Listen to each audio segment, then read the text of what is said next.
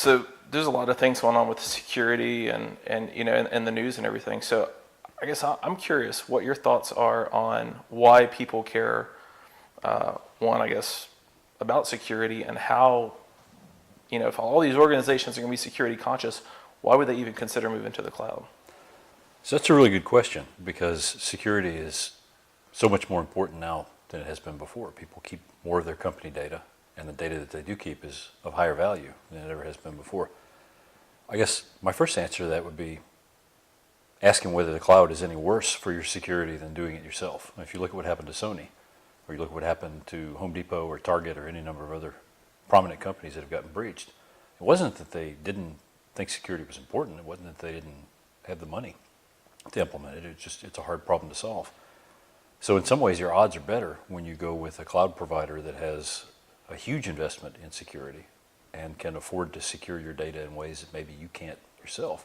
It's especially true for smaller companies that don't have the security budget of a Microsoft or a Google or a Home Depot. Many times the cloud provider is going to give them better security than they would be able to deliver for themselves.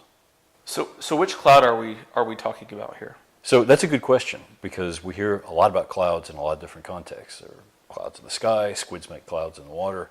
There are many different cloud providers that are all trying to sell their service as being part of the cloud. So usually when I have this discussion with customers, I like to frame it into two categories.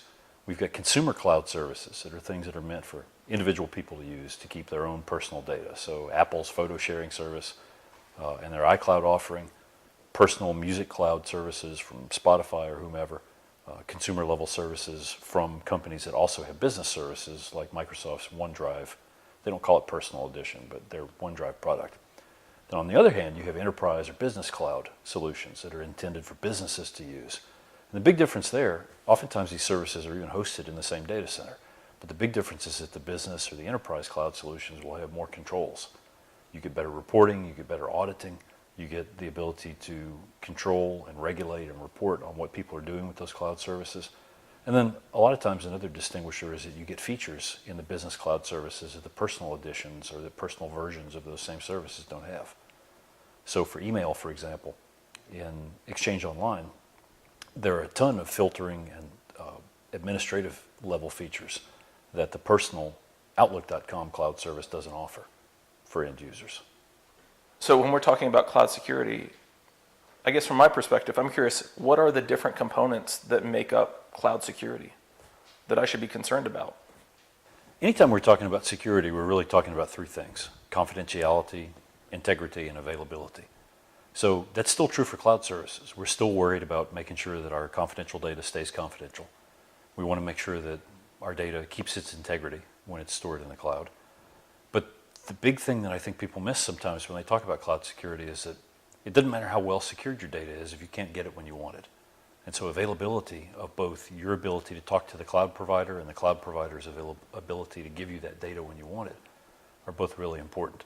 But all the same security concerns that you have with on-premises services still pertain to the cloud. Do you have secure passwords? Are your end users doing things that you don't want them doing with the data after it's stored? Are people taking reasonable care with physical security? All those things still apply to the cloud, just as they do on-prem.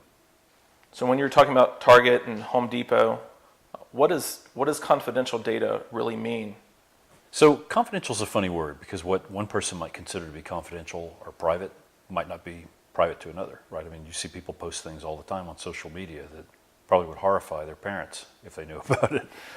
And the same thing is true for confidential data. So when we talk about data in the cloud and whether or not it's confidential, that's really up to the owner of the data. I mean, I like to think that my medical data is being kept confidential by anybody who has it in the cloud. Most businesses will have data that they think is especially sensitive that they would want treated as especially confidential. But the fact of the matter is that anytime you put data into the cloud, you have to be aware of its level of confidentiality. Because even something as innocuous as a directory of your employees with phone numbers is something that can be valuable to certain people in certain contexts. So with all of this data being stored, what's the data integrity concerns? When we talk about data integrity, we're really talking about a couple of foundational things. Number one, if I put data somewhere and I get it out again, is it the same? Number two, if it's been changed in some way, do I know that it's been changed? Do I have some way to indicate that the data has been modified? And number three, do I have a good audit trail? Can I see who changed it and maybe even information about when and where it was changed from? Different cloud services implement this differently, but it's really important because one of the key things that we see people starting to use the cloud for is archiving data, because it's often much cheaper to use an archiving service like Microsoft's archiving features in Office 365 than to keep things on premises. And when you do that, the minute you start archiving things, you run the risk that you're going to need them again later. And when you do, you better be able to explain to the judge that that data hasn't been tampered with and you can show a chain of custody over time. So integrity in the cloud is just as important, if not more so, than it is for on-prem data. So what's the difference between cloud security and regular security? That's a really good question. We could have a good philosophical argument over that over some beer and pizza. Because on the one hand, the answer is everything is different. When you put your data into the cloud, there's so much of the security arrangements for that data that you no longer control that you have to focus much more heavily on the things that you do control. On the other hand, there's nothing that's different. You still have data that's confidential and needs to be protected. You still need to maintain integrity of that data. You still need to make sure that it's available. You still need some way to know when people are trying to access things they shouldn't. You need some way to audit people's access to data to make sure that you know who has access to what. So I guess my final answer for that would be that putting data in the cloud doesn't eliminate any of the on-premises security things that you need to be doing. Not for physical security, not for endpoint security. Those things are just as important. But you also take on a new set of security concerns when the data isn't physically under your control, because now you have to worry about how the data gets from you to the cloud provider, and you have to worry about what the cloud provider is going to do or allow to be done with it once they have it. So let's go back to that security topic earlier when we were talking about like the differences between on-premises or regular security and cloud security. Are there things that, I guess in your opinion, you would say the cloud security is better at? That's a really good question too, because the answer is it depends. It's like asking how long is a piece of string. Part of that answer revolves around how well you can talk to the data centers where your cloud data is stored. So if you have a reliable, high bandwidth, redundant internet connection, the answer there will be pretty good. On the other hand, I know we have customers where they have remote locations that have poor connectivity or expensive connectivity, and that's a problem for them when they're trying to get data to and from the cloud because they don't necessarily have good availability because the underlying pipe is not reliable. The other part of that is, assuming that your connection is really good, is the data available from the provider when you want it. That's part of the reason why Microsoft, Google, all the major business service providers all publish information about their uptime quarter by quarter.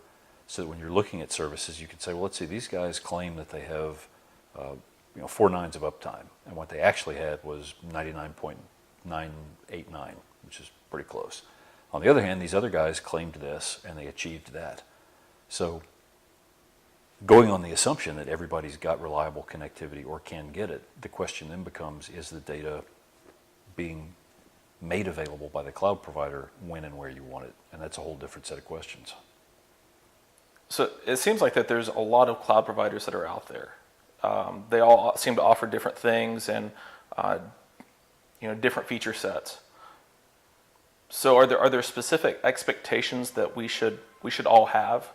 Sort of like when we move into a new area and we're looking for utilities or those kinds of things, we all have a certain level of expectations or service. Are there things that we should be expecting from all these cloud providers? When you're looking at cloud providers and you're trying to choose which one is right for you, the sort of old school way to do it is, does the service do what I want? Does it have all the buttons? Does it have all the features?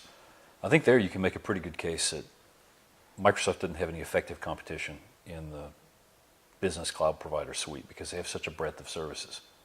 If you want to host your own workloads, they have all the Azure platform. If you want business productivity, Office 365 does a ton of stuff that no other cloud provider does. And Microsoft has, they've really extended what they've done on premises with Exchange, Link, and SharePoint into the cloud and then added a bunch of Office 365 specific stuff on top of it. More broadly than just, does the service do what I want? as you said, you said relationships, that's a really good way to think of it, because there are all these non-feature related things that you have to think about too. Does the company tell me when they're getting ready to deliver a feature, or do they just throw it out in front of the users and say, oh, it's a beta? Is there a public roadmap that you can look at to see when features are coming and what they're going to look like? Is a company open about what their security accreditations are? Are they open about their uptime? When they have an outage, this is one thing Microsoft has started doing that I really like and I wish more cloud services would do.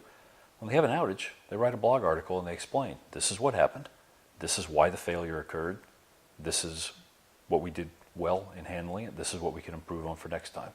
Super valuable, because now when I entrust my data to Microsoft, I feel like, okay, if there is a problem at some point, I'm going to find out what that problem was, and I'm going to have visibility into it just like I would if I had a problem in my internal data center. That gives me a great deal more confidence about the way that they run their operations, as opposed to, we had an outage and now we fixed it, have a nice day. Some of the other providers in that space default to. Trying to evaluate all of these cloud providers, I guess to me it's kind of like evaluating the same kind of needs you have in a relationship. Are there specific things that are criteria that you would say I need to look at, or my organization should be looking at, to evaluate, which one's the best match? For me, almost kind of like a matching service between companies and cloud providers. Well, I think we expect the same things from cloud providers that we expect from most other service providers. We want the absolute best possible quality at the lowest possible cost. So what that comes down to, if you think back to 20 or 30 years ago when people were getting ready to buy an Office software package, they'd look at the list of features in PC Magazine and said, okay, well this one has hyphenation and this other one has justification, and they both can do italics.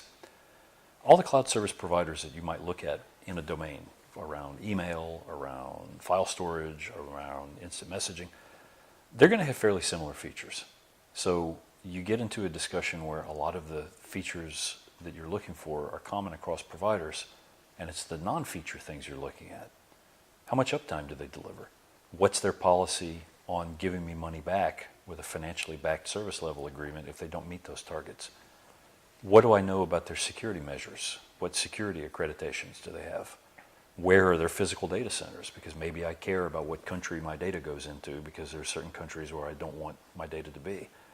All of those things they're not technical. They're not they're not items on a feature checklist, but they're still really important to evaluating which particular service you want to use for which workloads.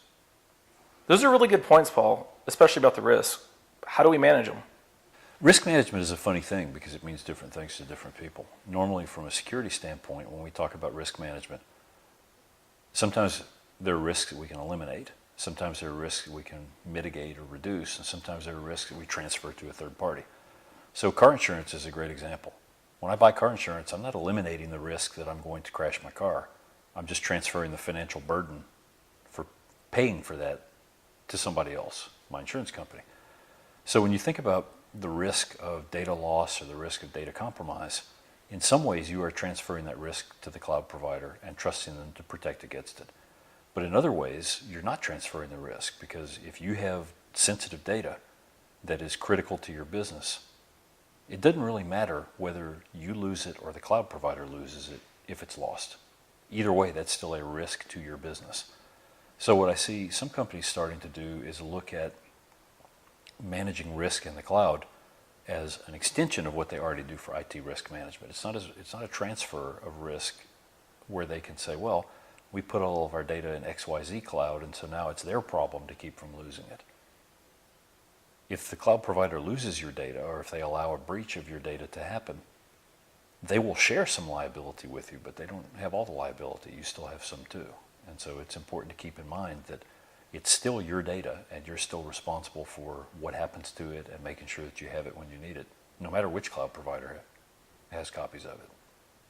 Earlier we talked about regular security and cloud security. Are there things that will make security better by using a hybrid environment? Sure, because one of the key things about having a hybrid environment is you get to decide where your data goes. If there's sensitive data or data that you're worried about for some reason, you keep it on premises. Now, that's a good news, bad news kind of situation, because when you keep it on premises, you don't get the resources of your cloud provider providing intrusion detection or physical security, some of the things that they're really good at because they can afford to do it on a very large scale. But you do have more flexibility in deciding where your data goes and where it's physically stored. And for some companies, that's really important.